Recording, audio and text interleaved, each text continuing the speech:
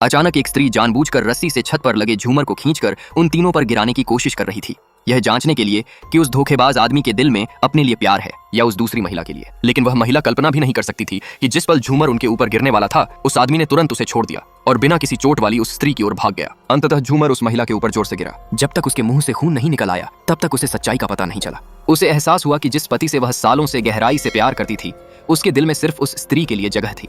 वह स्त्री 1 साल पहले अचानक उस आदमी की जिंदगी में आई थी, लेकिन जब वह महिला घर लौटी तो गलती से उससे कॉफी उन दोनों के विवाह प्रमाण पत्र पर गिर गई। जब वह दुखी होकर दस्तावेज को पोंछ रही थी तो उसने अनजाने में पाया कि उस आदमी की पत्नी तो वह स्त्री है। हार न मानते हुए वह तुरंत पुष्टि करने के लिए सिविल अफेयर्स ब्यूरो गई, लेकिन नतीजा वही था जैसा कि उसने सोचा था। उस आदमी ने 3 साल पहले ही उस स्त्री से शादी कर ली थी। इसलिए उसने खुद को शांत दिखाने का नाटक किया और उस आदमी से सब साफ साफ पूछने की तैयारी की। जैसे ही वह उसके दफ्तर में घुसी, उसने उसे उस स्त्री के साथ उलझा हुआ देखा। बस उसी पल महिला का टूटता हुआ दिल आखिरकार मर गया। उस आदमी के किसी भी बचाव पर महिला ने स्वाभाविक रूप से विश्वास करना बंद कर दिया और उस आदमी ने खुद को निर्दोष साबित करने के लिए तेज बारिश में दरवाजे पर घुटने टेक दिए और अपनी गलती के लिए माफी मांगी। यह देखकर महिला को याद आया कि एक बार उस आदमी ने अपनी जान की परवाह किए बिना उसकी रक्षा की थी। उस समय उस आदमी के इस काम की वजह से ही महिला ने उससे शादी करने का फैसला किया था। इसके बाद एक दिन जब महिला उस आदमी से अच्छी तरह से बात करने की तैयारी कर रही थी, तो उसने पाया कि वह उस स्त्री की तस्वीर को गले लगाए खुद से बातें कर रहा था। पार्ट 2 के